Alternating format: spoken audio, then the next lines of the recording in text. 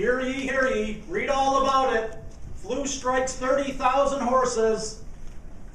Such were the headlines in October 1872. The streets of western New York are quiet, not a horse to be found. All able-bodied men called on to pull the horses, pull the fire engines because the horses cannot. And the Rochester economy, dependent upon the Erie Canal for commerce, is in deep trouble. Mr. Contest Master, fellow Toastmasters, most welcome guests. It was Einstein who said, in the middle of difficulty lies opportunity. And I'm here to tell you that my great-grandfather, Frank Milligan, he seized that opportunity. He took his children down to the Erie Canal where they caught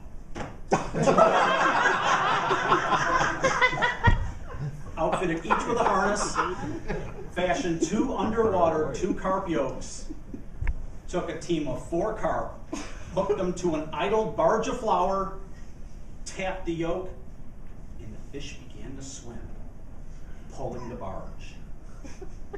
Now, with any new business, there are often challenges. The title of my speech is actually Milligan's Mighty Carp, and with Milligan's Mighty Carp, there are some challenges. The first was when Frank reached the base of the rapids and realized that the engineers had not designed it for carp power. Well, he sat there for like 10 minutes contemplating his options when all of a sudden 2 of the carp leapt out of the water and attached their mouths to a rock on the rapids. The other 2 jumped, attached their mouths to another rock. They leapfrogged up the falls till they cleared it and continued swimming. Now the second challenge came on that maiden voyage. Turns out carp can only pull a barge 35 miles in a day. Then they need a day's rest. Frank didn't know that. So that 2-day trip to Buffalo turned into a 3-day trip. A down day in each direction. That wasn't acceptable. Frank remembered that they used to store horses in stables on the side of the canal. Can't do that with carp. So he designed these pens that you put in the canal and you would lock fresh teams of carp in overnight. As more and more teams of Milligan's Mighty Carp plied the canal, he needed more and bigger pens and bigger locks too. In fact, if you've driven down Clover Street near Jefferson Road, you've probably seen one of those locks. Turns out that powerboats can't scale the rapids either, so they've modified the locks to accommodate these new boaters. The third challenge came with how to price the carp. Now, Frank went to the markets, but they priced them per pound. That just didn't seem feasible.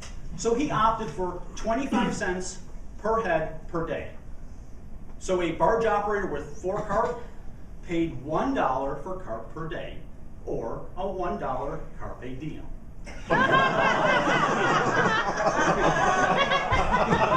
As commerce improved because of Milligan's Mighty Carp, he needed larger teams, 8, 12, even 20 carp. And he coined the term CC to represent the strength of the teams. So if you see a 35 cc engine now, remember that represents the strength of 35 canal carp. Now, Frank, as I told you, realized that the canal was not built for carp power. Why else would they spend $500,000 to put the aqueduct across the river?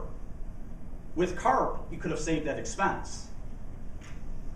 And did you know that as the canal approached the aqueduct, there's an L-shaped turn? Well, in October 1872, that area was known as the Carpel Tunnel. Now, Frank also used his carp for good. You able-bodied men could not pull the fire engines as fast as the horses could, and many fires simply burned out of control. Frank realized that if carp can pull barges of flour, they could pull barges of firefighting equipment. So when the Rochester Shoe Company caught fire in late October, he debuted his carp pumper out on the river, and drawing water out of the river extinguished the fire, saving downtown Rochester. So now, you may never have heard of Frank Milligan before, but please join me on October 1st when we reflood the aqueduct and dedicate the museum to Frank Milligan and his mighty carp. Mr. Contest Master.